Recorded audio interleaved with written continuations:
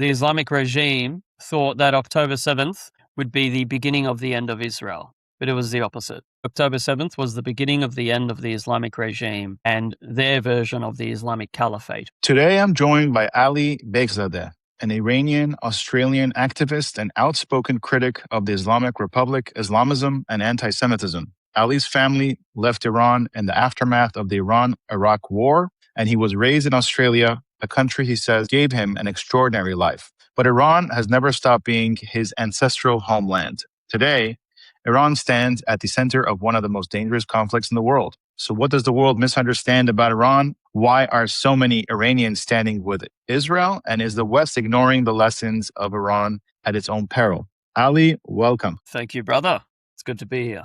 Great to have you. Ali, before Iran, Israel, and everything happening right now, who is Ali Beikzadeh? Tell me about your background and what it was like being raised in Australia, son of immigrants, Iranian immigrants. Yes, as you mentioned, we moved to Australia several years after the Iran-Iraq War, so 1995 to be specific. And you could pretty much say I was born and raised here because we came here when I was 10 months old. So I have no recollection of being born in Iran or anything like that. So I've been raised in Australia my entire life. Culturally speaking, I'm more Australian than ever. As you could probably tell from the accent. A lot of people won't be able to tell that I'm actually Iranian if they just listen to my voice. So and as you mentioned, I place emphasis on the fact that I have lived the best life ever. I literally have no complaints whatsoever. Australia has given me everything. But unfortunately, it has been the past, I'd say post-COVID, where I started getting a little bit more politically involved.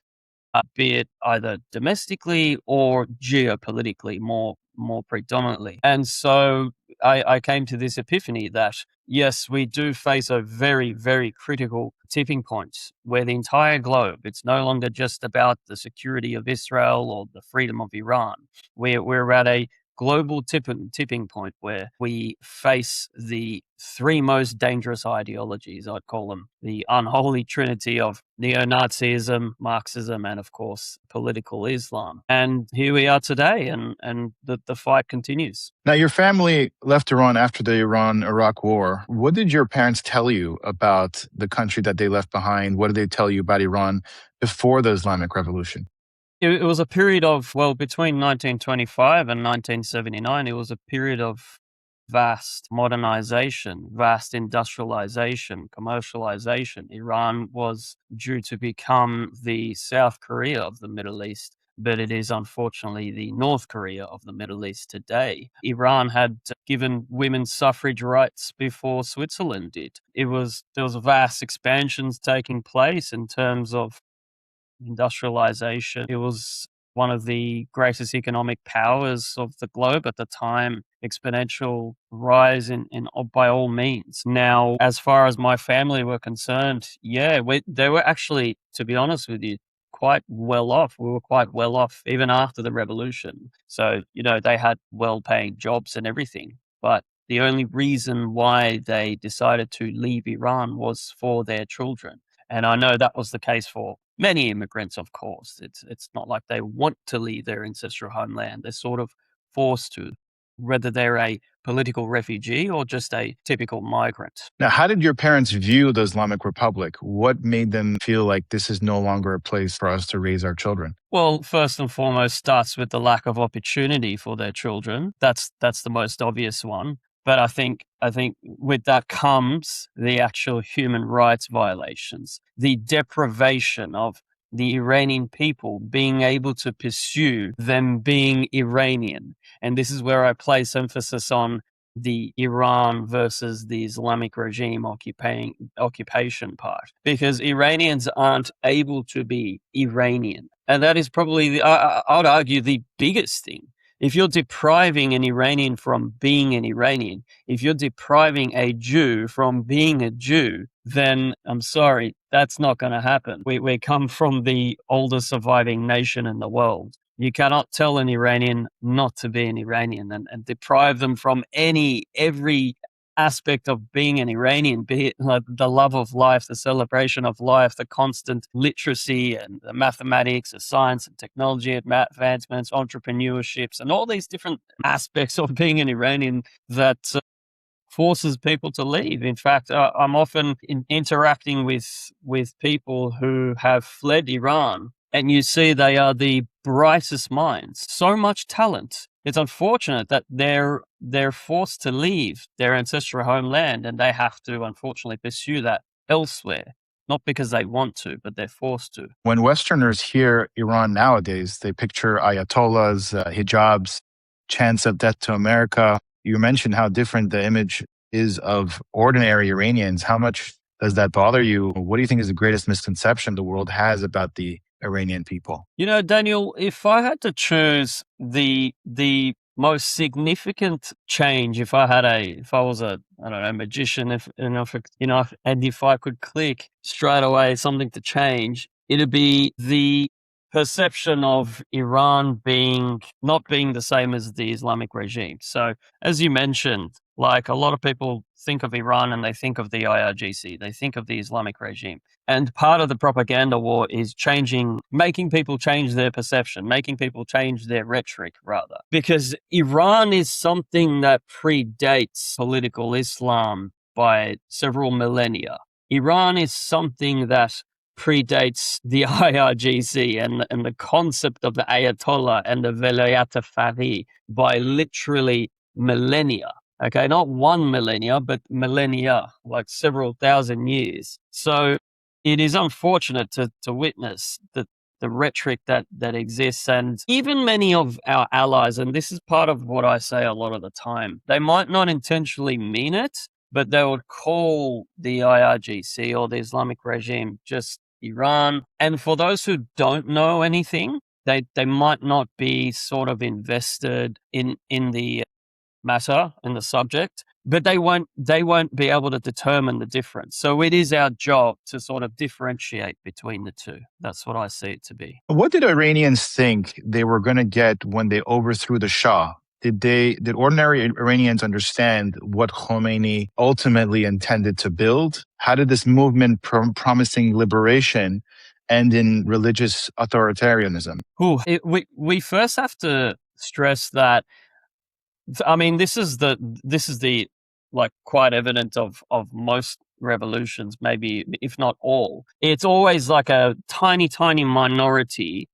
What is it? The 3.5% rule or something, or 5% rule, where a tiny minority of the population are the ones who actually topple the regime or conduct the revolution. Right. So at the time, you had a whole lot of useful idiots, mainly university students, who had a bit of an adrenaline rush, if you want to call it, where we're filled by Marxist ideology alongside Islamist ideology. Khomeini had a lot of charisma. This was propped up by Western propaganda, coming from the BBC and whatnot. What did they think they were going to get?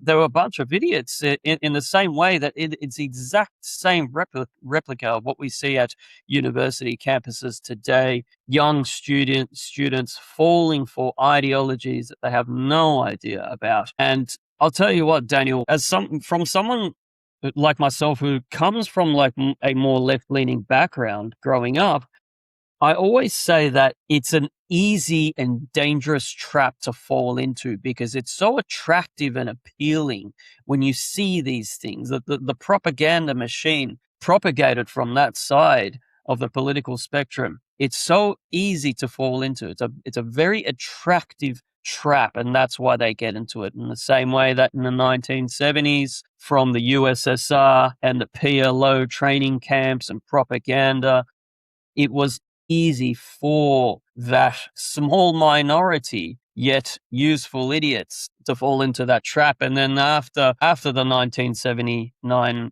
coup, I like to call it, the silent majority suddenly somewhat woke up and they realized what a huge mistake we made, particularly the Shah supporters, and they didn't want that to happen, obviously. Yeah. Now, here you have Marxists, secularists, and left-wing groups that are joining in with Islamists. Their beliefs are completely contradictory. But what holds those movements together? It just makes no sense. It's a marriage of convenience, right? Like you said, the two entirely contradict each other. But where they meet sort of enables this point of convenience where they are able to topple the status quo system, being the West, being capitalism. They can both hate on the same system. And until that sort of is destroyed, they can work together. And the Islamists are okay with that. Only up until they take supremacy, then the same sort of Marxist who was kissing the boot in order to topple that status quo system, that same boot will be on their neck. It's a marriage of convenience in that the Islamist will paint everything in a simple two binaries, oppress versus oppressor. And the more so left-leaning, woke, Marxist individual loves that. They're attracted by that. Conversely, the leftists would say it's a class struggle kind of thing. And the Islamist also aligns with that. Yes, this is all about class struggle. For the Islamists, they make their own sort of hierarchy. In their instance, it's Dar al-Harb and Dar al-Islam, right? Or the Islamists who rule the society, and you have all the dhimmis, all the kuffars, etc., etc. So they both come together with those concepts that they have in that sense of convenience, and that's the only way they're able to work with one another. And we have the unholy alliance. But in reality, Daniel, I'd extend that to the unholy trinity. And today we're witnessing the neo-woke right, if you want to call it, whether they're an isolationist or they're a genuine sort of, they have Nazi sentiment. We're witnessing it a great deal in the West, particularly in Australia. You'd be surprised. Now, how frightened is the regime of its own population? We see them continue to execute people, although it doesn't get as much attention. How frightened do you think they are? Brother, the Islamic regime is more afraid of the Iranian people than they are of F-35 fighter jets and B-2 Spirit bombers and Israeli intelligence. I'll tell you that much. Yeah, you're absolutely right. The reason why they hold public executions is solely for the purpose of instilling fear into the population so they don't conduct an uprising. I mean, we witnessed the foreign minister, Arakchi, just recently, a couple of weeks ago, they decided to put together a sort of propaganda-based state podcast. I'm not sure if you saw it with an interview with Arakchi. And he literally mentioned, and I think that podcast was actually detrimental to their own self. It was sort of a judo throw on their own, whereby he mentioned himself that they weren't prepared for the January uprising. He clarified, he admitted that cities such as Mashhad, which is an ideological hub of the regime, was almost fallen to the people. The people almost claimed it. And so they sort of rushed the process of deploying foreign Islamist forces, particularly from Iraq, Hashd al-Shabi, etc. So, I mean, going back to the executions and this as well, everything that they do is to maintain that fear within the people so they don't conduct an uprising. But what we are witnessing is that every single uprising that does happen, the intervals between the uprisings are much shorter. So incrementally, as time progresses, the intervals are much shorter, and the uprisings themselves are much more effective against the regime. So therefore, the regime is forced to do what they do, whether it be mass slaughtering via turrets and proper machinery, machine guns and whatnot, or mass executions on the daily. We've seen up until now almost 1,000 executions, which is still amongst the highest rate of executions in the world per capita. Iran is. Now, you've been critical of Western feminists. Why haven't Iranian women received the same sustained attention from Western activist movements as other causes? Without getting too philosophical about it, they just don't care.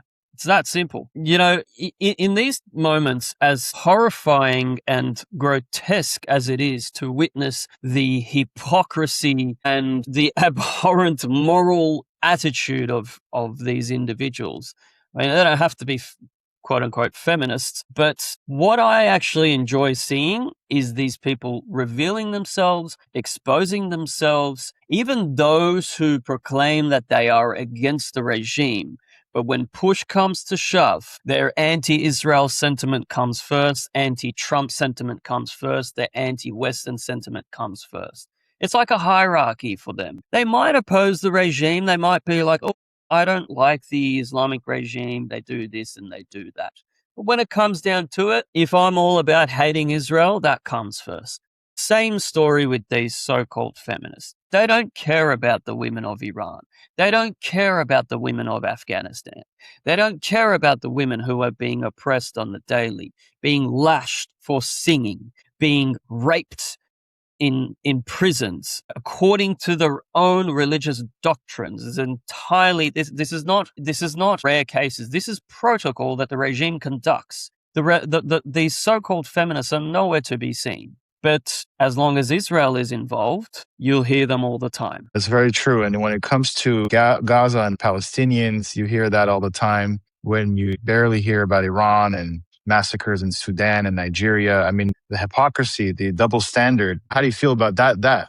Yeah, contrary to what most people would say, I actually enjoy witnessing that because they're just exposing themselves. I'm honest with you when I say that. Like all these people are exposing themselves. I am finally understanding more than ever how and why this unity of the woke left and the woke right alongside the entire Islamist network come together for one cause against the Jew. It's always the Jew, right? You really come to grasp onto what anti-Semitism is. And same story here. This hypocrisy, good, keep doing it. You're just exposing yourself. It allows me to understand the entire notion a little more. Yeah. Now, growing up in Australia, what did you believe about Israel growing up? Were you ever influenced by the anti-Israel narratives that surrounded you? Absolutely. So I was never involved with the whole Israel-Palestine stuff. I never went out and sort of did any advocacy against Israel or attended protests or anything like that. However, you'd think growing up in one of the largest isolated islands on Earth, Australia, you'd think stereotypically, we just focus on our kangaroos and emus and spiders. But contrary to popular belief, even an island like Australia, you will be susceptible to fall into these things. So I'd say pre-October 7th, myself, if you were to ask me on the street, hey, dude, what's your stance on Israel and Palestine? I'd be like, yeah, free Palestine, man. The word Zionism in and of itself, without even knowing what it meant, I'd associate it with something bad. And that's the problem we see today, obviously. So, yes, I guess sentimentally, like on a personal level, growing up as more left-leaning, I'd subscribe to the idea that Israel is perpetuating violence against Palestinians. They just want to be free, the standard narrative. But unfortunately, it did take October 7th to venture out and investigate and research. And I think that was the case with many of us. And here I'll actually highlight a paradox where Iranians who grew up in the diaspora may have actually been more susceptible to this sort of Palestinian propaganda, as opposed to the Iranians who grew up in Iran. They were forced all this sort of garbage down their throats from day one that they were born. Death to Israel, death to US, death to the West, death to the UK, etc., etc. And as I always like to say, like Christopher Hitchens would outline it, this boomerang effect will take place. Here Khomeini was telling all these women to have all these children for the purpose of the pursuit of being soldiers of Allah. But in reality, those same women came back in a boomerang effect to retaliate against the very Velayat-e-Faqih Islamic regime. Same story applies with the Israel propaganda. Here we are witnessing within Iran, particularly, Iranians love Israel and they love the Israeli people. And I think one of the biggest reasons among many that the regime actually blacked out the internet was to prevent Iranians from speaking with Israelis. Because once that narrative of this enmity against the Jew is collapsed, the regime's entire propaganda machine is finished, right? So sorry, going back to myself, growing up, yeah, I would have identified as pro-Palestine, even though I wouldn't be involved with any of it. And even still, I was actually, I had good influences around me. I grew up in an area where there was plenty of Jews. I went to a high school that was right next to a Jewish school. During my years where I'd go backpacking for long periods of time, as you'd know, I'd meet heaps of Israelis who finished their military service. And there I was thinking like, what the hell? This is what an Israeli is? And because you don't know, right? I was meeting plenty of Iranian Jews, Iranian Israelis, and I didn't even know they existed at that point in time. I had no political literacy at the time. In reality, man, it was post October 7th where I started sort of expanding my geopolitical knowledge from ancient history to modern history, encompassing Israel and really grasping onto what is going on. And so now today, part of my advocacy is trying to raise awareness on that matter as well, because it's all interconnected. It's not just about a free Iran. It's not just about a secure Israel, but the integrity of the entire globe and maintaining free classical liberal values. How important is the ancient Persian Jewish connection? And what does Cyrus the Great, for example, represent to you? You know, Daniel, a lot of the times people mention this sort of like compatibility, or not compatibility, but this mutual interest of the Iranian people and Israelis today, and the fact that we have one common enemy, and that is the Islamic regime. And as much as that is true, I actually think that's a very surface level way of looking at it. And so I refer to what you mentioned. It's that Iranians and Jews go back on a much deeper philosophical level, cultural level, where we are both have so much more mutual understanding and historical moments with one another, that these things need to be critically outlined. And you mentioned Cyrus the Great. Many call him the first ever Zionist, a non-Jewish Zionist who is revered as a Messiah in the Bible, which is beautiful in and of itself. And then there has been other periods of time where the Iranians and Jews have worked in peace with one another. And so I refer to this very simple question post October 7th, where I continuously asked myself whilst I was going on this journey of investigations. It's like, why are the Israelis supposed to be my enemy? Like, literally, for what reason? Why are the Jews my enemy? Why is the Yahud my enemy? Or at least I'm told they are. Like, what is that reason? And I couldn't find a reason. If anything, like literally the Jews have done nothing to the Iranians throughout the entire history of the Iranian nation's existence, who has been conquered by many, who has been attacked and infiltrated by many, who has been betrayed by many. The Jews are the one people that haven't done nothing to us. So why should they be my enemy? So I think both of us peoples, on a cultural level, on a philosophical level, on a deeper political level, we go much, much, much deeper than the surface level things that are mentioned. And Cyrus is just one of them. I think it's phenomenal. I think it's beautiful. It's awesome to see that more and more people are learning about the fundamentals of our two people's shared story, and that is amongst Cyrus the Great himself. Going back to October 7th, what shocked you more? Was it the massacre itself or the reaction around the world? Like when you saw people in Western cities celebrating or rationalizing October 7th, what went through your mind? Well, obviously the massacre itself was a massive uppercut to my face, but you're right. I didn't expect the aftermath at all. I had no idea. I didn't see that coming at all.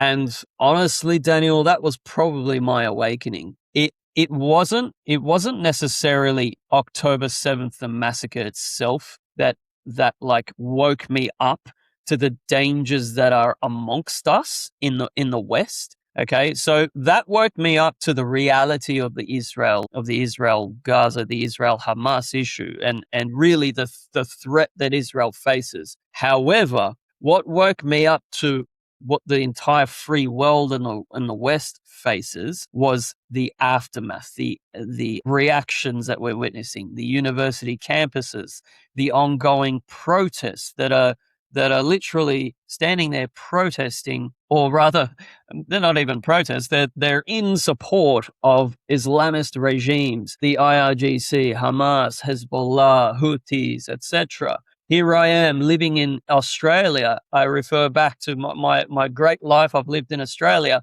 but I am witnessing the exact same phenomenon take place that my ancestral homeland did in the 1970s. I'm witnessing in the heart of the Sydney city portraits of Khamenei being held on the Harbour Bridge and whatnot. And dude, that has been part of my journey of awakening, to be honest with you, understanding and really grasping onto what a threat we really face here. Yeah. Now, the Islamic regime of Iran spent so much money building their proxies around Israel, targeting Israel, ignoring their own people. And as we saw in the past two and a half years, Israel fought all the enemies around it. And now Israel and the United States are directly striking the Islamic Republic. Obviously, it's backfiring on them. But what went through your mind when you saw Israel and the U.S. beginning to strike them as an Iranian who despises the regime? Like, what goes through your mind? I think October 7th, the Islamic regime thought that October 7th would be the beginning of the end of Israel, but it was the opposite.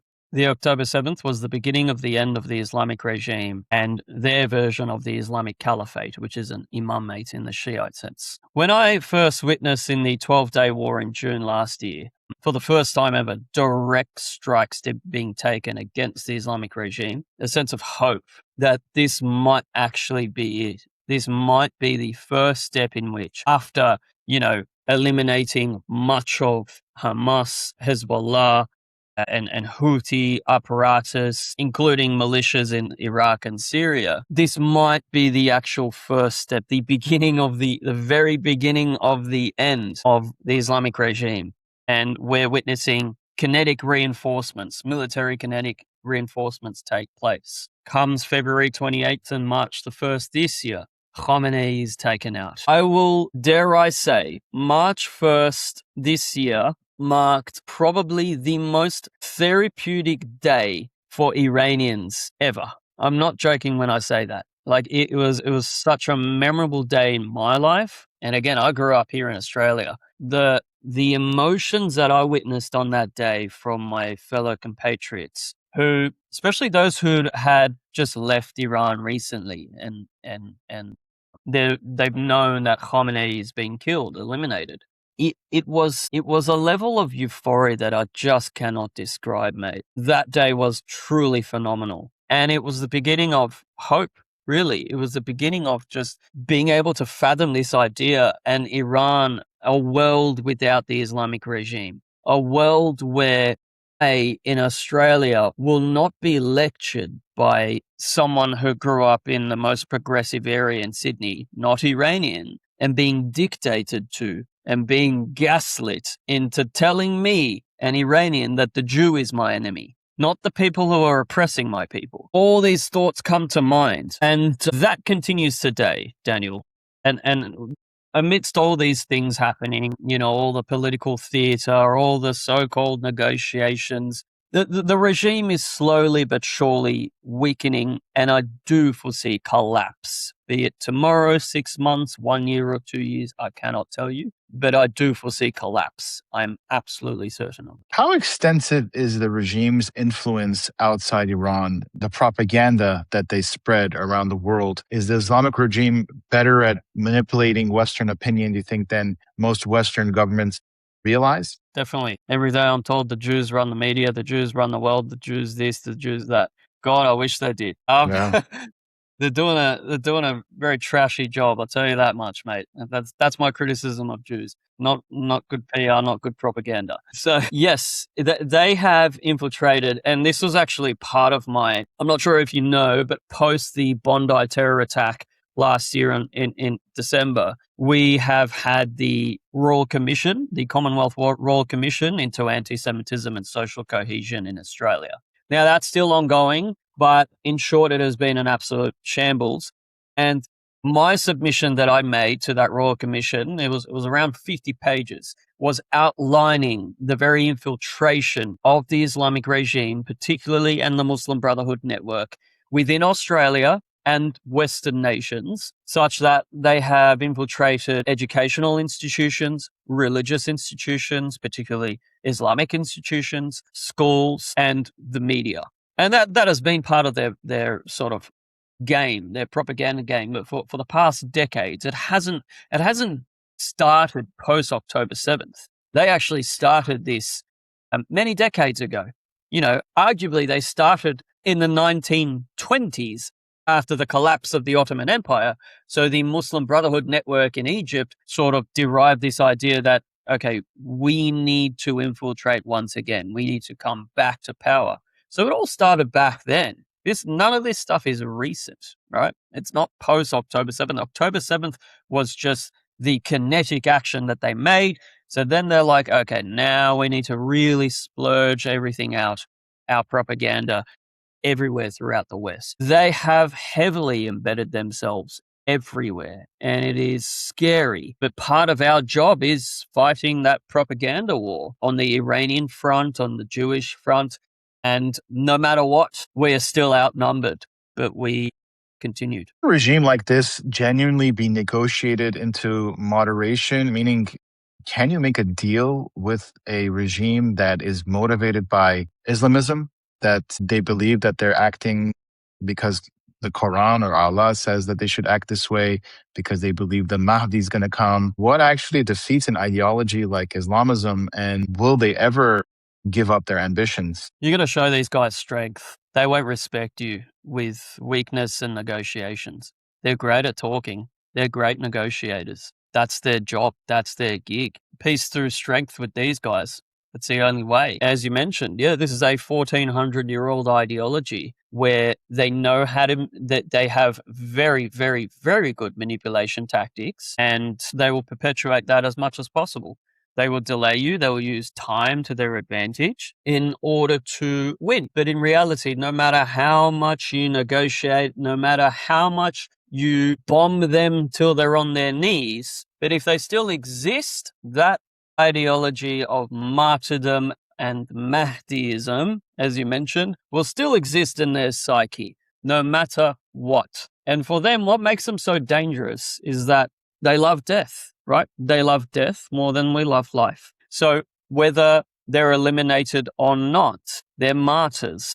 They're living for Imam Mahdi, the forecoming of Imam Mahdi, or the returning of Imam Mahdi, rather. So no matter what, you cannot negotiate with these guys. And even if we were to suggest, for the sake of argument, let's still man them for a second and say, okay, maybe it will work. Well, it's already being attempted. It's been attempted for the past 47 years. We've tried these so-called moderates, these reformists. We've tried sanctions relief. We've literally tried everything under the sun. It's all right there.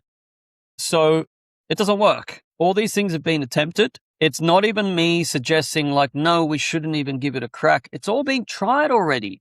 The Iranian people have tried it all. They've given all the possible attempts as to how this regime might be able to stay in power, just some possible reform and moderation. None of it's ever worked. So in short, so long as this regime stays in power, the world will continue to face peril, starting off with Israel, of course, and the Iranian people themselves. I speak to experts and they say if you suffocate them financially with sanctions, destroy their economy, which is already in shambles, that eventually they'll give up. Do you think there's a point in time that they'll just give up if their economy is suffering, or is that just wishful thinking? I think it's wishful thinking, to be honest with you. These people don't give up. That even Nazis had a degree of self-respect. And I know that sounds like outrageous, but even Nazis had some self-respect in that they were willing to kill themselves or flee. these guys will either flee. A lot of them do flee to the west or,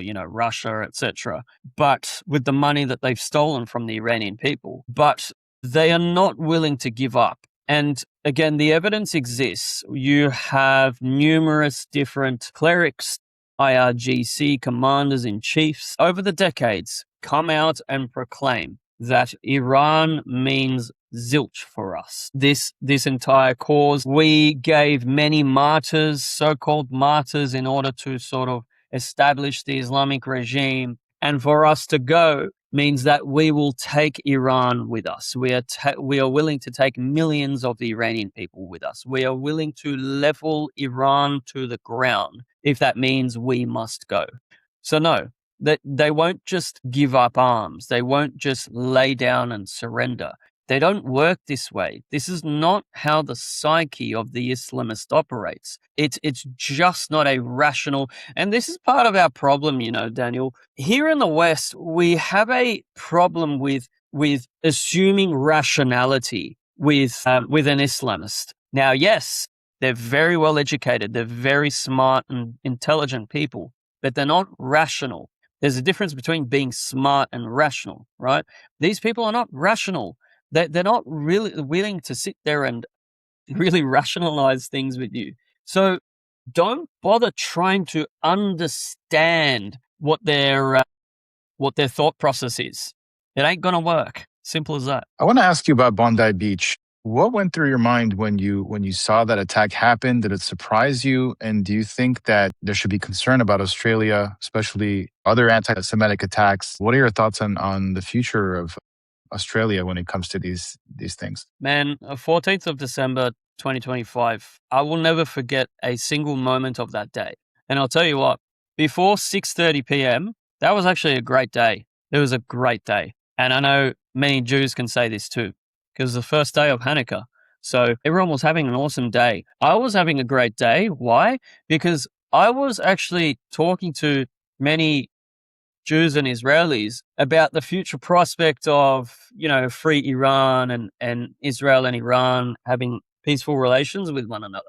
I had a great day that day. And December here in Australia is summer, opposite to you guys. So it was a great day. Come 6:30 p.m., it turned out to be one of the worst days of my life. One of the most horrific things I've ever seen in my life. Bondi Beach, arguably one of the most iconic beaches, not in Australia, in the world. Something like that takes place. Absolutely gobsmacked. Just, I had no words. And that evening, actually, I didn't say anything. I was completely just struck. Couldn't sleep that night. It was the next day where I actually went to Bondi, saw a few friends and colleagues and compatriots, and went from there.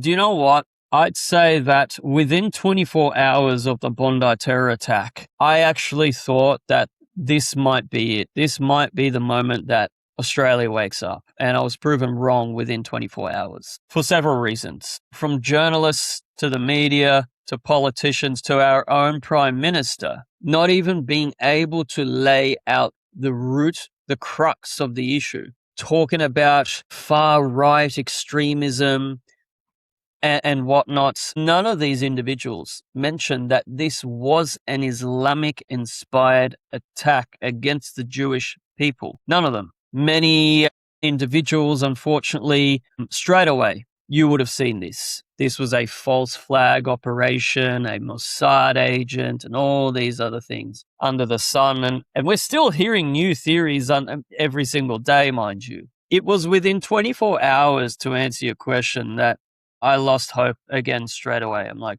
well, they just haven't learnt yet. They just haven't learnt yet.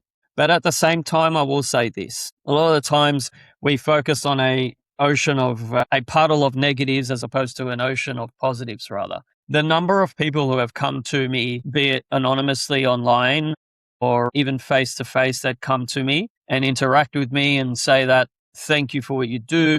You've woken me up. Even people who have marched on the Harbour Bridge, and they didn't even know what Hamas was, who Khamenei was. They didn't know any of these things. They just assumed like they're marching on a harbour bridge for a humanitarian cause. They heard about, I don't know, famine and genocide and apartheid. They're like, oh, I better go. a lot of these people come up to me in the background silently and explain like, dude, there are plenty of people who are in the silent majority, but we get it. We understand it.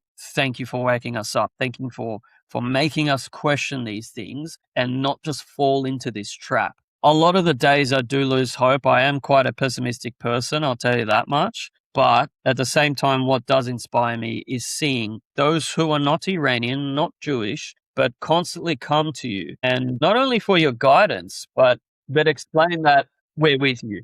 We get it. Thank you. Keep going. I want to end on a positive note. Imagine the Islamic Republic is finally gone. You're standing in a free Tehran. Women are walking freely. You have chosen their own government. And besides you are Israelis who can finally visit openly. So after everything your parents' generation lost and everything that our generation fought for, what would that moment mean to you? Man, sometimes I sit there drinking my tea or coffee thinking, what if I was doing this at a mountainous cafe in the heart of Tehran? Or in my case, I'd be going down south of Iran because I'm a diver. I'd love to go down south to the Persian Gulf and dive there. That's one of my dreams. These thoughts are so incredibly dopamine boosting. It's truly phenomenal. Like these thoughts that come to mind all the time. It is a possibility, not only in our lifetime, I think within the next few years. I definitely can vouch for that. Once the regime is gone, there is a lot of work to do, obviously. I mean, modern Israel wasn't built within 6 months, within a year. Jews had to really protect themselves. They really had to work their butt off, man. And I foresee the free Iran model very much the same, in that as soon as Iran is free, they will try and infiltrate from all angles. The Islamists, the Marxists. It's going to happen all over again. We cannot be naive about this. But at the same time, the prospect of that very phenomenon taking place, Israelis coming to Tehran and vice versa, Tel Aviv.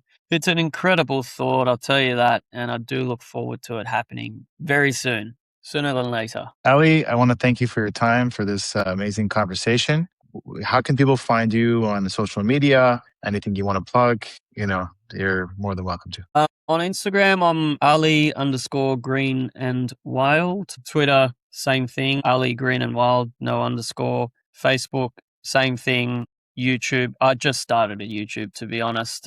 I decided to diversify my socials after being cancelled on Instagram. So I'll probably get a little bit more serious and professional with my content. So I'd like to invest a little more on YouTube as well.